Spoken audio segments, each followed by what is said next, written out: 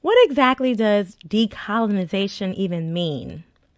According to authors from the American Journal of Community Psychology, decolonization is a process of examining and undoing unearned privilege that comes from past and current colonizing processes.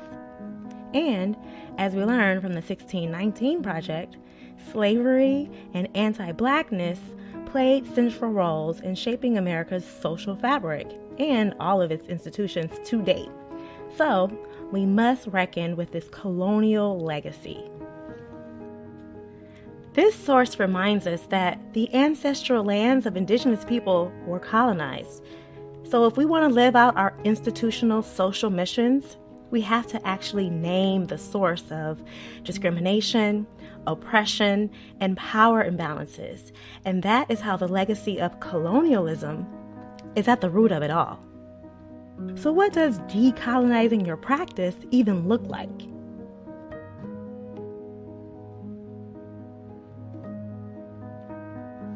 In my learner-centered classroom, everyone is a learner, including me. This turns upside down the colonial way of learning that places me as the sole expert and instead shares the power. I expect my students to inject themselves in the learning process. Otherwise, it doesn't matter if we have diverse student bodies if they are not invited to share the many values that they have. This explains why I require all of my students to critique all of the required readings. In this way, they can make visible the worldview they see, but also the perspectives they need to see.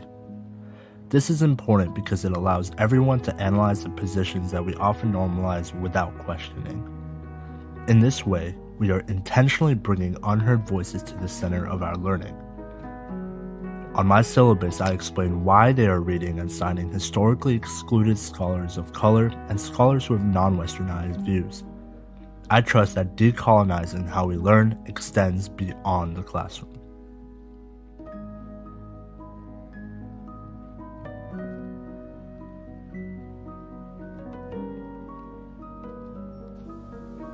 Oh, hey there. Glad you could stop by to learn how my research lab shows a commitment to equity, and specifically decolonization. Yes, we work with animal specimens, but this doesn't mean that racial or gender bias doesn't show up in study designs or how we make sense of laboratory data. As a matter of fact, no interpretations of data are value-free. When we do review human labs, we also make sure not to confuse ancestry and genetic differences with social identity markers like race.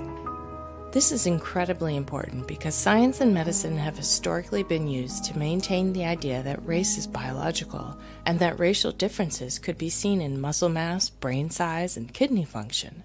This is simply untrue, and our science and methods continue to point this out. A diversity of perspectives also makes it more likely for us to solve tough problems. I hope that your lab will join mine in not using science to fuel unsubstantiated colonial ideas.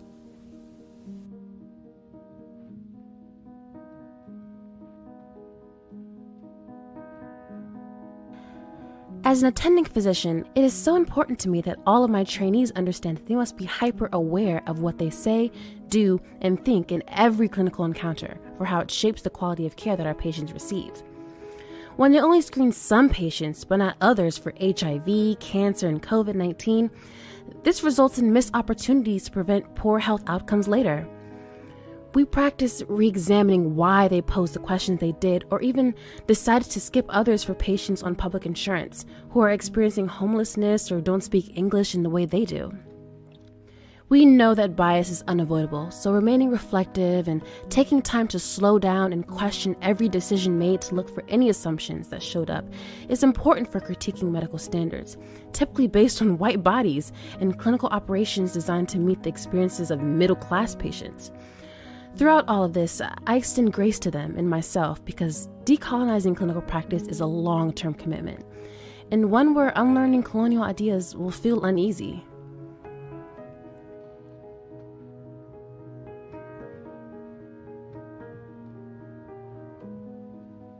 Good afternoon, everyone. I want to take the time to talk about our pipeline programs. We need to think carefully about the ongoing structural barriers to recruiting, retaining, and graduating historically excluded students in our health professions programs. Let's start with the recruiting. We need more strategic partnerships to introduce students to the degree programs we offer. We can recruit students into our support programs so that we can adequately prepare them to meet the requirements of their programs of interest. We will ensure that there is no reason that the merit of their applications will be overlooked. I see a question in the chat about how we make sure we are not lowering standards.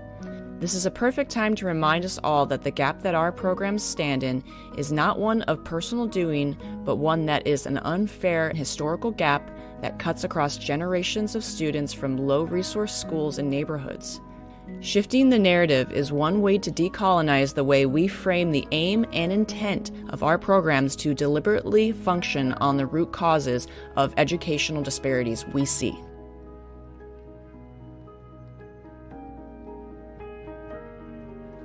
When you recognize that colonial ideas and values are at the root of every form of oppression, then you will embrace the idea that you need to actively decolonize your practice. As you saw, we all have a role in decolonizing our work and our institutional cultures. Otherwise, the isms that make our diverse workplaces non-inclusive, unsafe, inequitable, and harmful will be maintained. And this runs counter to meeting our social mission. So please reach out to Anti-Racist GW at gwu.edu today for additional resources or support.